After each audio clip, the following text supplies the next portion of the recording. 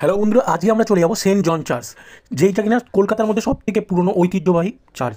অনেকটা জায়গা নিয়ে, বিশাল জায়গা নিয়ে অবস্থিত, এবং এখানে এন্ট্রি ফিস লাগে, যেটা দেখালাম যেরকম 10 টাকা করে এন্ট্রি ফিস এখানে। আমি আপাতত এই চার্চটায় ঢুকবো এবং কলকাতার সব থেকে পুরনো ঐতিহ্যবাহী চার্চ দেখানোর চেষ্টা করবো পুরো চার্চটা। এবং এখানে গেছিলাম আমি, আমার বন্ধু শুভজিৎ এবং শুভজিতের ভাই জিৎ, আমরা তিনজন পৌঁছে গেছিলাম সেন্ট জনস চার্চ। এবার যেটা বলবো যে এখানে চার্চটা খুবই সুন্দর, চার্চের ভেতরটা দেখাবো, এখানে দেখাবো কবে কবে প্রোগ্রাম হয়, এখানে সব লেখা রয়েছে, তোমরা ভিডিওটা পজ করে দেখে নিতে পারো। এবং চার্চের ভেতরটা এবার প্রবেশ করবো এবং দেখাবো। চার্চের ভেতরটা খুবই সুন্দর, ফাঁকা ছিল। এবং আরও একটা বিষয়বস্তু যেটা খুবই ভালো লাগলো, যে পরিষ্কার পরিচ্ছন্ন, খুবই পরিষ্কার, ভেতরটাও সবসময় পরিষ্কার পরিচ্ছন্ন রাখা হচ্ছে, সেটাও দেখলাম পরিষ্কার করা হচ্ছিল অলরেডি, খুবই সুন্দর লাগলো। কিন্তু একটা বিষয়বস্তু যেটা খুবই খারাপ লাগলো, সেটা হলো চার্চে এন্ট্রি নিতেও 10 টাকা করে ফিস দিতে হচ্ছে, এন্ট্রি ফিস।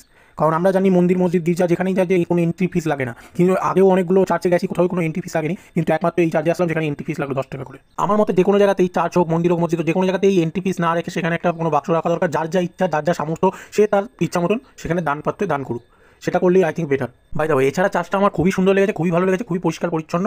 আমি তোমাদেরকে রিকমেন্ডেড করবো এখানে আসতে পারো, ঘুরে যেতে পারো। এখানে ফটোশ্যুটের জন্য খুব সুন্দর জায়গা রয়েছে, বাইরেটাতেও খুব সুন্দরভাবে ফটোশ্যুটও করতে পারো।